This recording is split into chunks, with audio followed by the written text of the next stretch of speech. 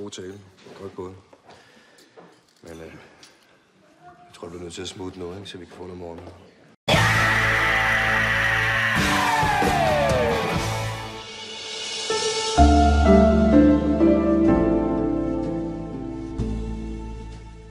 Festen, or The Celebration, is an enthralling Danish drama about damning secrets and denial. In the wake of the younger sister's suicide, an affluent family reunites to celebrate the father Helg's, Henning Meritson's, 60th birthday, but the party is disrupted when the eldest brother, Christian, Ulrik Thompson, accuses Helg of sexually molesting him and his sister, and everything begins to unravel. Festen is the first film in the Dogme 95 movement, a relatively short-lived movement founded by director Thomas Vinterberg and friend, fellow filmmaker and scumbag Lars von Trier. Dogme 95 is a campaign I support more in spirit than practice. Dogme 95 was a response to the increasing power of studios over artists, something even more relevant now than in the 90s, endless trash! And was intended to restore truth and verisimilitude to film. According to the vows of chastity that Dogme directors must follow, Dogme films must be shot handheld and entirely on location, with all props, lighting, dialogue, and even music derived from the setting itself. Von Trier and Vinterberg admitted that Dogme was basically a provocative extreme on the other end of the soulless, enormous-budgeted studio films, and the movement effectively disbanded in 2005, with both directors discarding the vows' principles for their later films. I do respect the movement's goal of emphasizing plot, character, and theme, and allowing them to speak for themselves, but I also think Dogme 95 is narrow-minded and somewhat disrespectful to the craft of film, especially of genre films, which are forbidden in Dogme.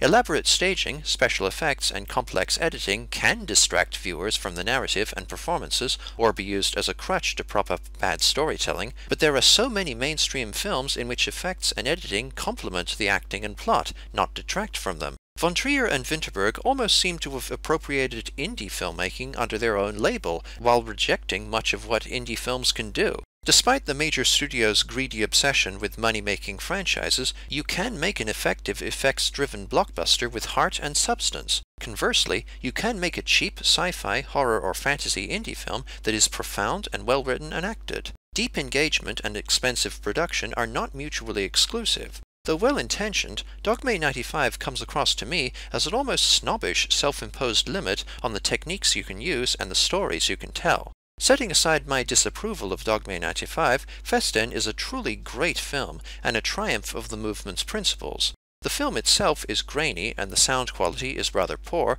a problem offset by subtitles of course, but these flaws hardly matter when the film is so tense, compelling, and immersive. Vinterberg does an outstanding job of establishing the characters and setting the film's tone. Through quick snippets and incredibly natural dialogue, the tragic suicide of Linda is alluded to, and we become closely acquainted with Helg's family, the stern yet jovial Helg himself, the quiet Christian, his boorish brother Michael, Thomas Bo Larsen, and headstrong sister Helene, Paprika Steen. In the intro, we alternate quickly between each character, and the private behavior we witness in this sequence, Christian's emotionally withdrawn nature, Michael's volatile temper, Helene's almost desperate insistence on playing Getting Warmer and searching for messages from Linda, constitutes character flaws behind closed doors, which cleverly foreshadows Christian's bombshell allegations of repressed abuse at the end of the first act.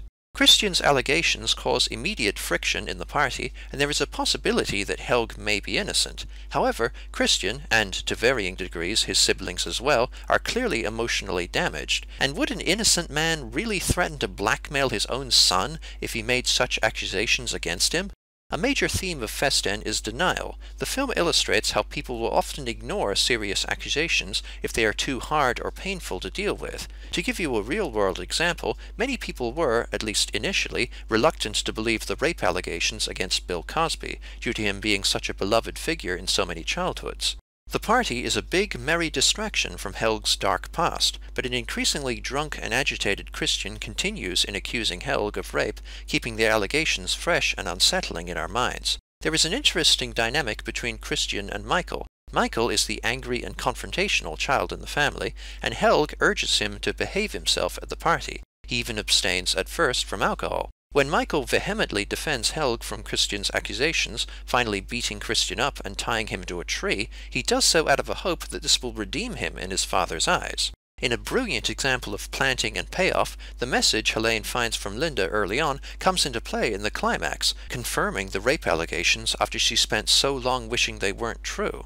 Festen's main plot has tight, tense progression, but I just wish some of the smaller plot points received more development. By the end of the film, Michael's wife is still stuck in an unhappy marriage to the aggressive, controlling Michael. The mother, Elsa, Berta Newman, is strongly implied to have been complicit in Helg's acts of rape, as Christian claims she walked in on him once but did nothing to stop this repeated abuse, yet she receives no punishment.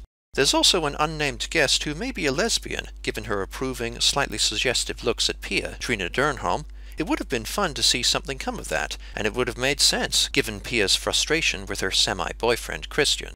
Festen is a raw, riveting slow burn with outstanding performances, and earns 4 stars out of 5. Thanks for watching. Cheers.